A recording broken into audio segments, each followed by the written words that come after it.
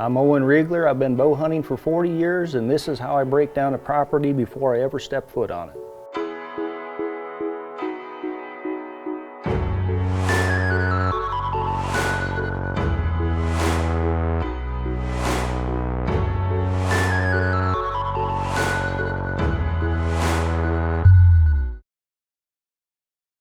You know, there's so many things that you can look at on an aerial before you ever step foot on it. I mean, you look at things like access, you know, what wind direction is going to be with that access. Can you put food on it? There's a lot of different things we can look at. So we're going to start right here with a map like I always do when I buy a farm. I always start right here. So we've got a property teed up right here. I'll take you through this one and show you some features that I like and maybe some stuff that I don't like. So first thing you look at is the access, and the road just touches the corner of the property right here, which is not ideal. You would like better access than that. I mean, the downside of that is to get to anywhere on your farm. I mean, if you're going to hunt an evening, you're probably going to blow the whole farm out just getting into it. So this I would consider to be more of a morning farm. You know, maybe you can get in there before the deer come back to bed, be primarily bedding when it's all timber.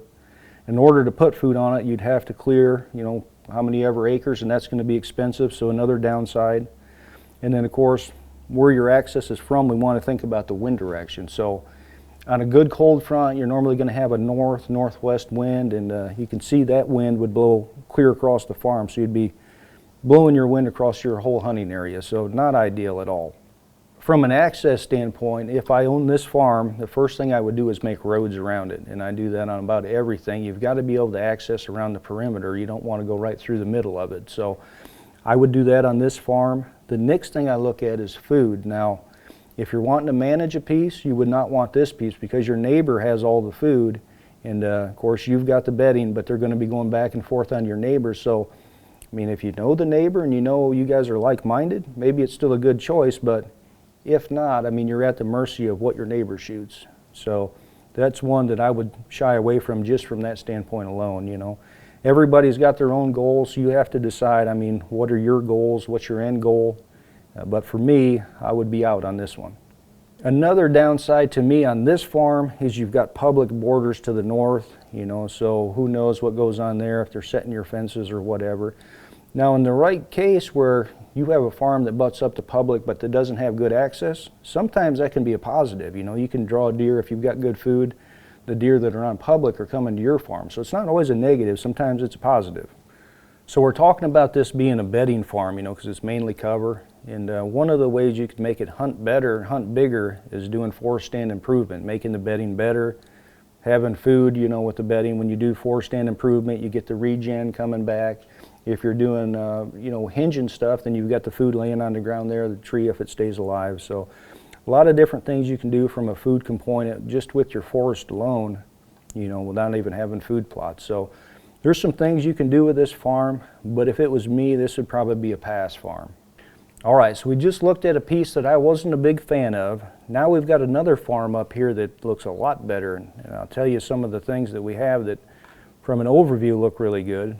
You've got some food. It looks like you've got some tillable for income if that's important to you. It's always been important to me because I've never had enough money to just go buy a straight hunting farm. So always factor that in. The access on this is going to be second to none. You've got access from all sides. Well, I guess the south, you don't have access to the south, but you know, you get a lot of predominant south winds. Probably 40% of your winds are out of the south.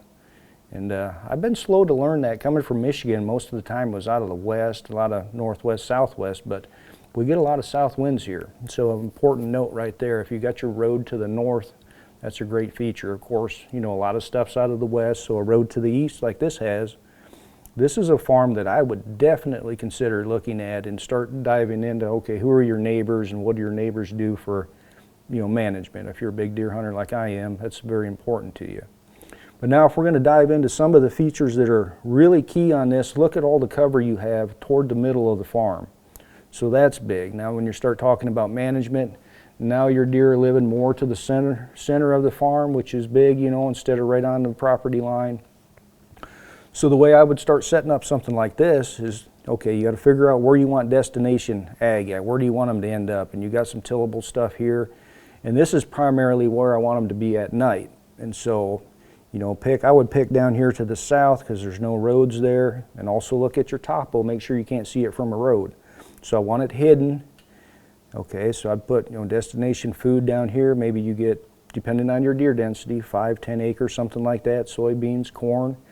So now that you have that and you know they're going to be moving from this big timber, they're going to be moving to destination ag, now you can pick them off. So you start setting up little plots like this. You see this inside corner right here? We'll put a little green source right there, a little inside corner. So now as they come out moving to destination ag, right there's a tree stand location. So that's one spot I'm going to hunt.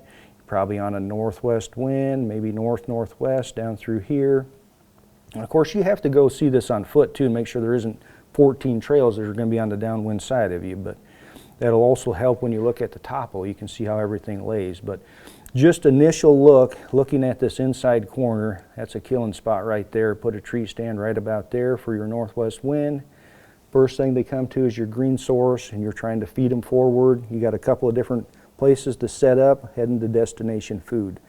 So you do that in one spot, and then you might go up to the north end of the farm and say, okay, where can I duplicate that and do the same thing just for different deer? You know, they're going to utilize this whole farm, so we don't want just one of those.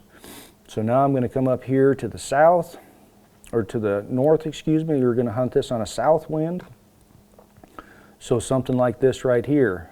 We're going to put, we got 2 inside corners, so maybe you have a tree stand for each one, you know, southeast wind or maybe a southwest wind.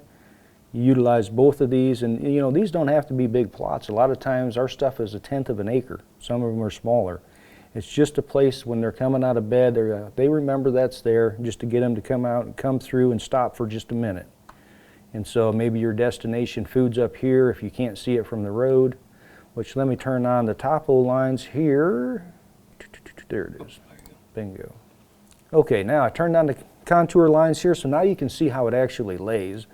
And what I was just pointing out, now you can see that's a ridge top. So your destination ag would be visible from that road. So we would eliminate that spot. So I would have probably 2 little honey holes down here that you could hunt.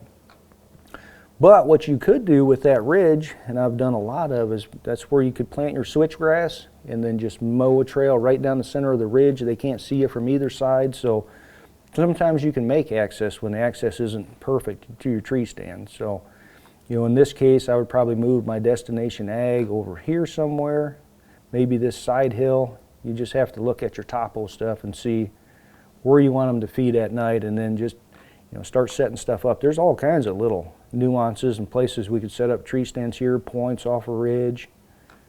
And you can kind of see what this timber looks like too. Where they're likely to bed is another thing we need to think about with these topo lines, or where are they likely to bed on these different wind directions. So you can say, all right, I'm going to hunt in here on a south wind. Well, they're going to be on stuff that's north facing is typically where they're going to bed, and these points off these ridges are exactly where they're going to bed. Like right here's a point off the ridge, here's another one. We got these as well. So a lot of good bedding. You can just take that wind direction into account as far as where they're going to lay. Now maybe they would lay on a side hill right here with a west wind, east facing slope, side hill. So you think, okay, that's a bedding hot spot. Or even if you're going to go in there in the morning, you already know where they're more likely to bed, so that's where you're going to be parked. So just a lot of little nuances you can look at. Now in terms of bedding, when you get to late season, of course we all know that south-facing slopes are big. They want to sun themselves, lay in there. And so you can look at the topo here and see a lot of this stuff right here is south-facing. So late season, that should be very good bedding. You can use that to your advantage. Okay, they're going to be staged up here, bedded on this south-facing stuff. So I want my food plot, or you know, corn, beans, whatever you have, just off that. I want to be close to bedding. You know, if you put it a half mile away, they may get there after dark. So the closer the better, as long as you have good access to it. So this farm for me is definitely a yes, depending on what the neighbors are like, but I'd love to own this. You got any money I can borrow, Chuck? Okay, now we've got another farm here that's maybe more middle of the road. I mean, I would love to own it, don't get me wrong, but you know, we've got good access here from the east, so any predominant west wind's going to be good to access from. What I would do is build a road right up here on the north edge so you can access on the south. And one thing I want to talk about with this one is this river system. So anytime you have water, it's one of the things I always key in on is either rivers, lakes, and ponds, because you can, for one, lakes and ponds, you can blow your wind across them, you know, and sets up great. It's also makes a pinch because they've got to go around it. I mean, obviously they could swim, but generally they're not going to. So if you look at this one right here, look at this outside bend in the river right here. You know, most deer, if they want to go from north to south or south to north, aren't going to cross the river twice. They're just going to go around the end of this bend. And so that's a funnel to key in on. It's, we've got a lot of stuff set up like that. You know, not only that, but you could use the river for access. It's great because you're hidden from the banks. And I've got all kinds of stuff set up where you just climb up the bank and your tree stand is right there on the edge of that. So great for access. And like I said, if you had a pond or a lake, you know, something like this is kind of a small pond here, but you can use that to blow your wind across and see what you can come with as far as the stand site goes. Now looking at where you might set up on this, here's a, looks like a dead-end road, so I'm assuming that a guy could have that gated off, so it wouldn't be, you know, public transportation coming down through here. So you could use that if you needed to get in the center of the farm, walk in, you know, on a west wind. Again, you've got some inside corners, always key in on those. Where do you want your destination ag at? You know, I'm going to have it out where it's hidden, of course, but I want it out where I'm trying to pull the deer past me. So you look at this stuff for cover, if this is good bedding cover, and of course you can work on it, FSI and all that, make it better. But I'm trying to pull the deer out past you here because you have good access. So your destination food's going to be out here somewhere. And then, like I said, you do your little hidey hole plots, maybe someplace in this, maybe you can set up in this draw, and you've got clover or alfalfa right there. Anytime I can find those little killing plots, those spots are just ideal. Some of the other things I'm going to look at, let's turn on the topo lines, contour lines here. All right, now we can see how the topography lays. And you've got a ridge coming down here. Oh boy, look at this. I didn't expect to see this, but you got a nice little funnel right here. That's a saddle right there. So you can see right here, this circle, that's higher than this. And then if you come over on this side, that piece is higher than this. So you've got a saddle right here with a ditch coming up this side, a ditch up this side. So I'm going to be parked with a tree stand on either side of this saddle, depending on the wind direction, because you're trying to get them going this way, back and forth, and they'll use that during the rut big time. So didn't expect to see that right there, but there's a saddle for you to pick out plain as day on your topo. So that's why it's important to use your aerial and your topo before you go look at these. So you've already got spots picked out. This is what I want to go look at, and then you're going to put boots on the ground and actually go visualize what you think is already there. So those are some of the things that I look for in the farms. You know, going to a map before you ever step foot on them or drive to them can save you so much time in the long run. A lot of times I can eliminate a farm or say, yeah, this is a farm that I'd be interested in owning, you know, before you ever step foot on it. So I think that is just a great tool to have and use in your arsenal.